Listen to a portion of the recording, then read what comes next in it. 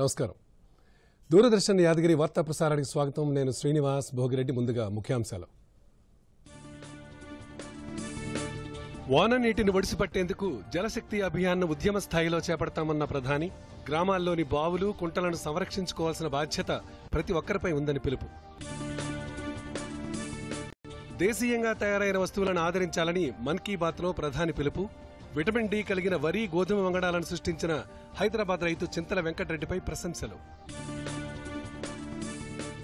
PSLV C-51 ప్రయోగాన్ని విజయవంతం చేసిన ఇస్రోపై ప్రశంసల వెల్లువ. ఇస్రో ప్రయోగాలతో దేశ కీర్తి వర్ధిల్లుతోందన్న ముఖ్యమంత్రి కేసీఆర్. సోషల్ మీడియా వేదికగా వాస్తవాలను వెల్లడించాలని పార్టీ శ్రేణులకు హరీష్ రావు పిలుపు. ప్రత్యర్థి పార్టీలు చేస్తున్న అసత్య ప్రచారాన్ని తిప్పికొట్టాలని సూచన. కరోనా వ్యాప్తి పట్ల ప్రజలు అప్రమత్తంగా ఉండాలి. విధిగా మాస్కును ధరించటం, ఇతరులతో మాట్లాడేటప్పుడు కనీసం 6 అడుగుల భౌతిక దూరం పాటించాలి. తరచూ చేతులను శుభ్రంగా కడుక్కోవటం, వైద్యులు సూచించిన విధంగా ముందస్తు జాగ్రత్త చర్యలు పాటించడం ద్వారా కరోనాను మనం నిరోధించవచ్చు. ఇక వివరాల్లోకి వెళితే, ప్రతి నెల చివరి ఆదివారం మన్ కీ బాత్ కార్యక్రమం ద్వారా దేశ ప్రజలతో ముచ్చటించే ప్రధానమంత్రి నరేంద్ర మోదీ ఈరోజు కూడా ఎన్నో కీలక అంశాలపై తన ఆలోచనలు పంచుకున్నారు. పలువురు అడిగిన ప్రశ్నలకు సైతం ప్రధాని తనదైన శైలిలో సమాధానాలిచ్చారు. ఇక వివరాల్లోకి వెళితే,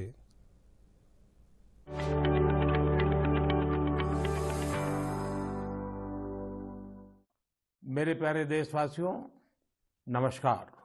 మన్ కీ బాత్ కార్యక్రమంలో భాగంగా ప్రధానమంత్రి నరేంద్ర మోదీ మాఘమాస పవిత్రతను, నదులతో భారతీయ సంస్కృతి ముడిపడిన విధానాన్ని దేశ ప్రజలతో పంచుకున్నారు. జలమే జీవనమని, జలమే నమ్మకం, విశ్వాసమన్న మోదీ దేశ ప్రగతి కూడా నీటి నిల్వలపైన ఆధారపడి ఉందని చెప్పారు. మాఘమాసం ప్రారంభం కావడంతోనే చలికాలం పూర్తయి వేసవి మొదలవుతుందని, వేసవిలో మనమంతా ఎదుర్కొనే నీటి కొరత సమస్యను ప్రస్తావిస్తూ ఇప్పటి నుంచే నీటిని పొదుపుగా వాడుకోవడాన్ని అలవాటు చేసుకోవాలని అన్నారు. साथियों, माघ महीने को जल से जोड़ने का संभवतः एक और भी कारण है. इसके बाद से ही सर्दियां खत्म हो जाती हैं और गर्मियों की दस्तक होने लगती हैं. इसलिए पानी के संरक्षण के लिए हमें अभी से ही प्रयास शुरू कर देने चाहिए. कुछ दिनों बाद मार्च महीने में ही 22 तारीख को वर्ल्ड वाटर डे भी है. గ్రామాల్లోని బావులు, చెరువులు, కుంటల్ని సంరక్షించుకోవాల్సిన బాధ్యత అందరిపై ఉందని చెప్పిన ప్రధాని, వాన నీటిని ఒడిసి పట్టుకునేందుకు త్వరలోనే జలశక్తి అభియాన్ పేరిట ఓ ఉద్యమం ప్రారంభం కాబోతుందన్నారు. साथियों, पानी को लेकर हमें इसी तरह अपनी सामूहिक जिम्मेदारियों को समझना होगा. भारत के ज्यादातर हिस्सों में मई जून में बारिश शुरू होती है. क्या हम अभी से अपने आसपास के जल स्रोतों की सफाई के लिए, वर्षा जल के संचयन के लिए 100 दिन का कोई अभियान शुरू कर सकते हैं? इसी सोच के साथ अब से कुछ दिन बाद जल शक्ति मंत्रालय द्वारा भी जल शक्ति अभियान कैच द रेन भी शुरू किया जा रहा है. ఇక నేషనల్ సైన్స్ డే అని గుర్తు చేస్తూ డాక్టర్ సివి రామన్ గారి పరిశోధన ఈ రోజే ప్రపంచానికి అంకితమైన రోజని, ప్రపంచ వైజ్ఞానిక రంగాన్ని కొత్త మలుపు తిప్పిన పరిశోధనగా ప్రధాని అభివర్ణించారు. कि हमारे देश के अनगिनत वैज्ञानिक हैं जिनके योगदान के बिना साइंस इतनी प्रगति नहीं कर सकती थी. हम जैसे दुनिया के दूसरे वैज्ञानिकों के बारे में जानते हैं, वैसे ही हमें भारत के वैज्ञानिकों के बारे में भी जानना चाहिए. मैं जरूर चाहूंगा कि हमारे युवा भारत के वैज्ञानिक इतिहास को, हमारे वैज्ञानिकों को जाने, समझे और खूब पढ़ें.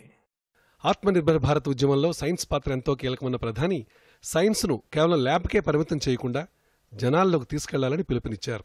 హైదరాబాద్ వ్యవసాయ శాస్త్రవేత్త డాక్టర్ చింత వెంకటరెడ్డిని ప్రధానమంత్రి ప్రత్యేకంగా అభినందించారు. విటమిన్ డి కలిగిన గోధుమలు, వరి వంగడాలను సృష్టించారని, గతేడాదే ఆయన్ను పద్మశ్రీ పురస్కారంతో తమ ప్రభుత్వం సత్కరించిందని గుర్తు చేశారు. रेड्डी जी किसान हैं. उन्होंने सोचा कि वो इस समस्या के समाधान के लिए क्या कर सकते हैं.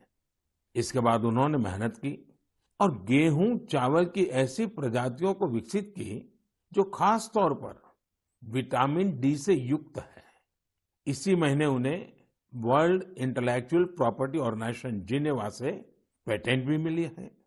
ये हमारी सरकार का सौभाग्य है कि वेंकट रेड्डी जी को पिछले साल पद्मश्री से भी सम्मानित किया था. ఆత్మనిర్భర్ భారత్ ఉద్యమం కేవలం ఒక ప్రభుత్వ విధానం మాత్రమే కాదని, నిజానికి అదొక జాతీయ స్ఫూర్తి అని ప్రధాని పేర్కొన్నారు. దేశీయంగా తయారయ్యే వస్తువుల పట్ల మనం గర్వించాలని, దేశీయ ఉత్పత్తులను ఆదరించాలని ప్రధాని పిలుపునిచ్చారు. कि आत्मनिर्भरता की पहली शर्त होती है अपने देश की चीजों पर गर्व होना, अपने देश के लोगों द्वारा बनाई वस्तुओं पर गर्व होना। जब प्रत्येक देशवासी गर्व करता है, प्रत्येक देशवासी जुड़ता है, तो आत्मनिर्भर भारत सिर्फ एक आर्थिक अभियान न रहकर एक नेशनल स्पिरिट बन जाता है। భారతీయ క్రీడల కామెంట్ కల్చర్ లేనందువల్లే అవి మరుగున పడే పరిస్థితి తలెత్తిందని, భారతీయ క్రీడలకు మంచి కామెంటరీతో ఎన్ని భాషల్లో వీలైతే అన్ని భాషల్లో ప్రోత్సహించాల్సిన అవసరం ఉందని ఆయన అన్నారు. దీని గురించి క్రీడా మంత్రిత్వ శాఖను కోరతానని ప్రధాని చెప్పారు. ఇక త్వరలోనే పరీక్షలు రాయబోతున్న విద్యార్థుల్లో ఆత్మవిశ్వాసం నింపే ప్రయత్నం చేశారు. హాయిగా ప్రశాంతంగా పరీక్షలు రాయాలని, ఎవరితోనో కాకుండా ఎవరికి వారు పోటీ పడాలని ప్రధాని పిలుపునిచ్చారు. अब सबको याद है ना, वॉरियर बनना है, वॉरियर नहीं। हंसते हुए एग्जाम देने जाना है और मुस्कुराते हुए लौटना है, किसी और से नहीं, अपने आप से ही स्पर्धा करनी है। पर्याप्त नींद भी लेनी है और टाइम मैनेजमेंट भी करना है। खेलना भी नहीं छोड़ना है, क्योंकि जो खेले वो खिले। Bureau report, Doordarshan news. తెలంగాణకు చెందిన రైతు శాస్త్రవేత్త చింతల వెంకటరెడ్డిపై ప్రధాని నరేంద్ర మోదీ ప్రశంసలు కురిపించారు. మన్ కీ బాత్ 74వ ఎడిషన్లో భాగంగా ఇవాళ ఆల్ ఇండియా రేడియోలో మాట్లాడిన ప్రధాని సైన్స్ను ఆధారంగా చేసుకుని హైదరాబాద్కు చెందిన చింతల వెంకటరెడ్డి వ్యవసాయ రంగంలో అద్భుత విజయాలు సాధించారని చెప్పారు. ఆయన సేంద్రియ ఎరువులను ఉపయోగించి ఆరోగ్యకరమైన పంటలు పండిస్తున్నారని ప్రధాని కొనియాడారు. ఆయన సేవల గుర్తింపుగా కేంద్ర ప్రభుత్వం చింతల వెంకటరెడ్డిని పద్మశ్రీ పురస్కారంతో సత్కరించిందని ప్రధాని గుర్తు చేశారు. కాగా తెలంగాణకు చెందిన రైతు శాస్త్రవేత్త అయిన చింతల వెంకటరెడ్డి మేడ్చల్ మల్కాజ్గిరి జిల్లాలోని ఆల్వాలకు చెందిన ప్రముఖ ద్రాక్ష రైతు. వ్యవసాయంలో ఎన్నో పరిశోధనలు చేసిన ఆయన మట్టిని ఎరువుగా ఉపయోగించుకునే విధానాన్ని రూపొందించి రైతులకు ఎరువుల ఖర్చును ఎలా తగ్గించుకోవచ్చో చెప్పారు.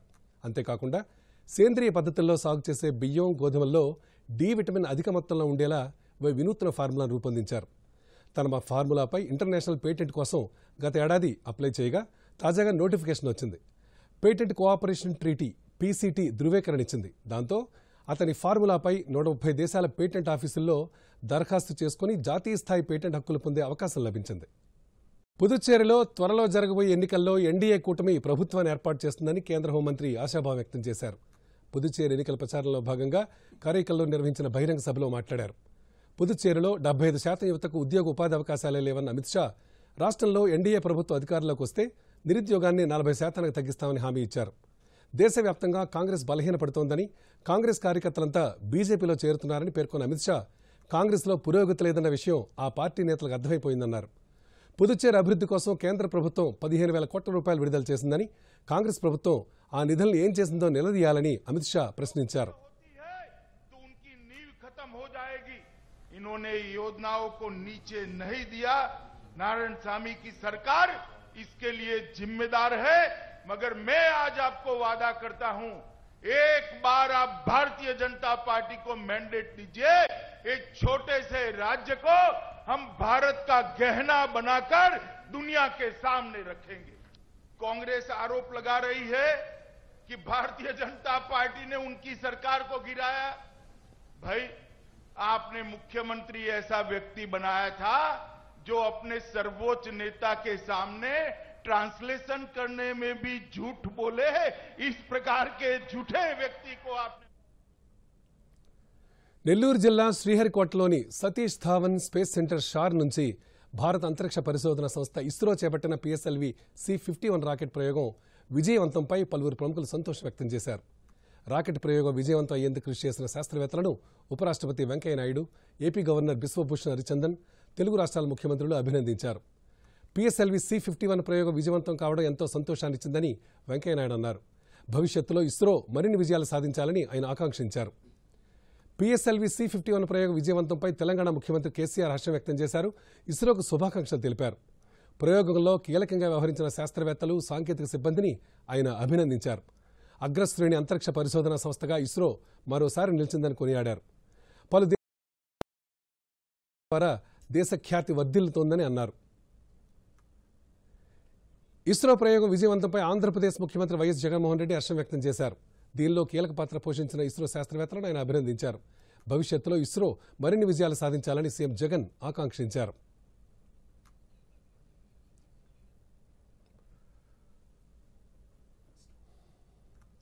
వచ్చే ఐపీఎల్ 14వ సీజన్లో హైదరాబాద్ రాజీవ్ గాంధీ అంతర్జాతీయ స్టేడియంను ఒక వేదికగా చేర్చాలని తెలంగాణ మున్సిపల్ ఐటీ శాఖ మంత్రి కేటీఆర్ బీసీసీఐ ఐపీఎల్ నిర్వాహకులను కోరారు. ఈ మేరకు ట్వీట్ చేసిన ఆయన కోవిడ్-19 నియంత్రణలో దేశంలోని అన్ని ప్రధాన నగరాల కన్నా హైదరాబాద్ ముందుందని చెప్పారు. అందుకు ఇక్కడ నమోదవుతున్న అత్యల్ప కేసుల సంఖ్య నిదర్శనమని అన్నారు. ఐపీఎల్ మ్యాచ్లు ఉప్పల్లో నిర్వహించేందుకు అవసరమైనటువంటి సహాయ సహకారాలను ప్రభుత్వం అందిస్తుందని కేటీఆర్ హామీ ఇచ్చారు.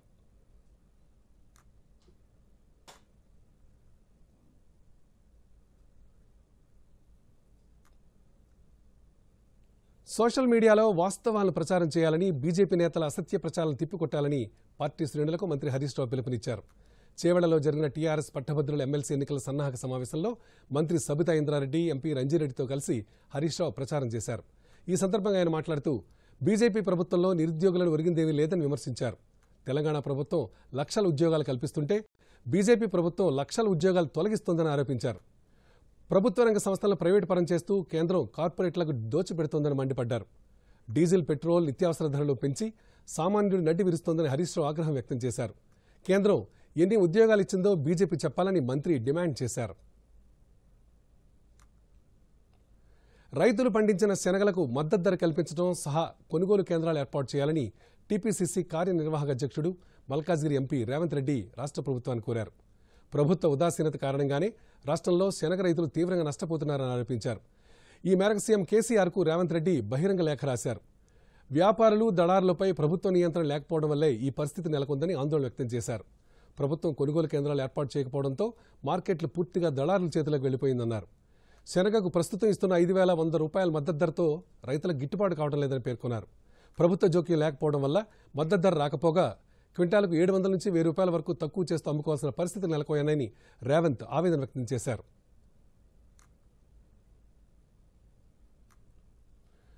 ఆహారంలో కల్తీ ఇప్పుడు సర్వసాధారణమైపోయింది. తమ లాభాల కోసం కొంతమంది వ్యాపారులు యథేచ్ఛగా ఆహారాన్ని కల్తీ చేసేస్తున్నారు. అయితే కల్తీ ఆహారాన్ని తిన్న ప్రజలు రోగాల బారిన పడుతున్నారు. అందుకే ఈ ఆహార కల్తీని అరికట్టేందుకు కల్తీ వ్యాపారులపై ఉక్కుపాదం మోపాలని మధ్యప్రదేశ్ ప్రభుత్వం నిర్ణయించింది. ఇకపై ఎవరైనా సరే ఆహారాన్ని కల్తీ చేస్తే జీవిత ఖైదు విధించేలా చట్టాన్ని తీసుకొచ్చింది. ఈ మేరకు మధ్యప్రదేశ్ కేబినెట్ కొత్త చట్టానికి ఆమోదముద్ర వేసింది. మధ్యప్రదేశ్లో ఆహార పదార్థాలను కల్తీ చేస్తే గతంలో 6 నెలలు జైలు శిక్ష విధించేవారు. ఆ తర్వాత ఈ శిక్షను 3 ఏళ్లకు పొడిగించారు. అయినా సరే ఆహార కల్తీ నేరాలు పెరిగిపోతుండటంతో 3 ఏళ్ల జైలు శిక్షను జీవిత ఖైదుగా మారుస్తూ చట్టాల్లో సవరణలు చేశారు. ఈ సవరణల గురించి మధ్యప్రదేశ్ రాష్ట్ర గవర్నర్ ఆనందీబెన్ పటేల్ అసెంబ్లీలో వెల్లడించారు. ఆహార కల్తీ క్షమించరాని నేరమని, ఇది ప్రజల ప్రాణాలపై తీవ్ర ప్రభావం చూపుతుందని ఆమె అన్నారు. కాంగ్రెస్ పార్టీ సీనియర్ నాయకుడు గులాం నబీ ఆజాద్ ప్రధాని నరేంద్ర మోదీపై ప్రశంసల వర్షం కురిపించారు. ఆదివారం మధ్యాహ్నం జమ్మూలో జరిగిన కార్యక్రమంలో మాట్లాడిన ఆయన దేశంలోని చాలా మంది నాయకులకు సంబంధించిన అనేక విషయాలను తాను ఇష్టపడతానని చెప్పారు. తాను ఓ గ్రామీణ నేపథ్యం నుంచి వచ్చి జాతీయ స్థాయి నేతగా ఎదగటం తనకెంతో గర్వంగా అనిపిస్తుందని చెప్పారు. మన దేశ ప్రధాని నరేంద్ర మోదీ కూడా గ్రామీణ నేపథ్యం నుంచి వచ్చిన వారేనని, అతను రాజకీయాల్లోకి రాకముందు టీ అమ్మేవాడని గులాం నబీ ఆజాద్ చెప్పారు. ये भी नहीं, ये भी कभी कभी होता है कि जब मैं एमएलए बन गया अब आप मुझको गुजर कोई नहीं कहे, ये भी है। फिर उसके बाद कोई कहता है गांव। मुझे बहुत सारी लीडरों की बहुत अच्छी अच्छी बातें अच्छी लगती हैं।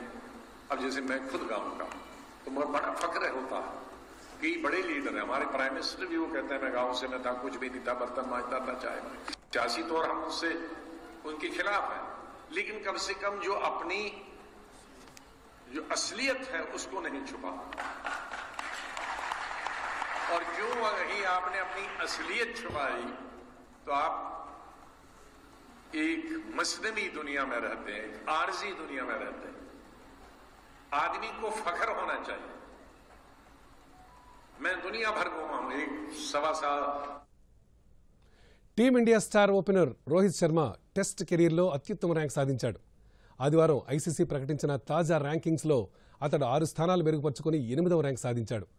ప్రస్తుతం ఇంగ్లాండ్తో జరుగుతున్న 4 టెస్టుల సిరీస్లో రోహిత్ ఒక భారీ శతకంతో పాటు ఒక అర్ధ శతకం సాధించిన సంగతి తెలిసిందే. దీంతో ఈ సిరీస్లో హిట్ మ్యాన్ 3 టెస్టుల్లో 298 పరుగులు చేసి భారత్ తరఫున బాగా ఆడుతున్నాడు.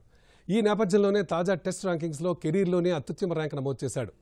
మరోవైపు సీనియర్ బ్యాట్స్మెన్ చతేశ్వర్ పూజారా ఈ సిరీస్లో పెద్దగా రాణించకపోవడంతో 2 స్థానాలు దిగజారి 10వ ర్యాంకుతో సరిపెట్టుకున్నాడు. ఇక కెప్టెన్ విరాట్ కోహ్లీ 5వ ర్యాంకులోనే కొనసాగుతుండగా Kane Williamson, Steve Smith, Marnus Labuschagne, Joe Root వరుసగా తొలి 4 స్థానాల్లో ఉన్నారు. ఇక బౌలింగ్ విభాగంలో రవిచంద్రన్ అశ్విన్ 4 స్థానాలు మెరుగుపరుచుకుని 3వ ర్యాంక్ సాధించాడు. పాట్ కమిన్స్, నీల్ వాగ్నర్ తొలి 2 స్థానాల్లో ఉన్నారు. ఇక పింక్ బాల్ టెస్ట్లో 4 వికెట్లు మైలురాయి అందుకున్న అశ్విన్ బౌలర్ల జాబితాలో టాప్ 10లో చోటు దక్కించుకున్న ఏకైక స్పిన్నర్గా నిలిచాడు. యువ స్పిన్నర్ అక్షర్ పటేల్ 38వ ర్యాంక్ సాధించాడు. ఇక మరోసారి ముఖ్యాంశాలతో ఈ వార్తలు ముగిద్దాం. నమస్కారం. దూరదర్శన్ యాదగిరి వార్తలను ఇప్పుడు సోషల్ మీడియాలో కూడా చూడవచ్చు. యూట్యూబ్ అయితే DD న్యూస్ తెలంగాణ, ట్విట్టర్ అయితే DD news Telangana @DD Yadagiri news, మరి ఫేస్బుక్ అయితే DD న్యూస్ తెలంగాణలో చూసి సబ్స్క్రైబ్ చేసి లైక్ చేయండి, షేర్ చేయండి. వాన నీటిని ఒడిసిపట్టేందుకు జలశక్తి అభియాన్ను ఉద్యమ స్థాయిలో చేపడతామన్న ప్రధాని, గ్రామాల్లోని బావులు, కుంటలను సంరక్షించుకోవాల్సిన బాధ్యత ప్రతి ఒక్కరిపై ఉందని పిలుపు. దేశీయంగా తయారైన వస్తువులను ఆదరించాలని మన్ కీ బాత్లో ప్రధాని పిలుపు. విటమిన్ డి కలిగిన వరి, గోధుమ వంగడాలను సృష్టించిన హైదరాబాద్ రైతు చింతల వెంకటరెడ్డిపై ప్రశంసలు. PSLV C-51 ప్రయోగాన్ని విజయవంతం చేసిన ఇస్రోపై ప్రశంసల వెల్లువ. ఇస్రో ప్రయోగాలతో దేశ కీర్తి వర్ధిల్లుతోందన్న ముఖ్యమంత్రి కేసీఆర్. సోషల్ మీడియా వేదికగా వాస్తవాలను వెల్లడించాలని పార్టీ శ్రేణులకు హరీష్ రావు పిలుపు. ప్రత్యర్థి పార్టీలు చేస్తున్న అసత్య ప్రచారాన్ని తిప్పికొట్టాలని సూచన.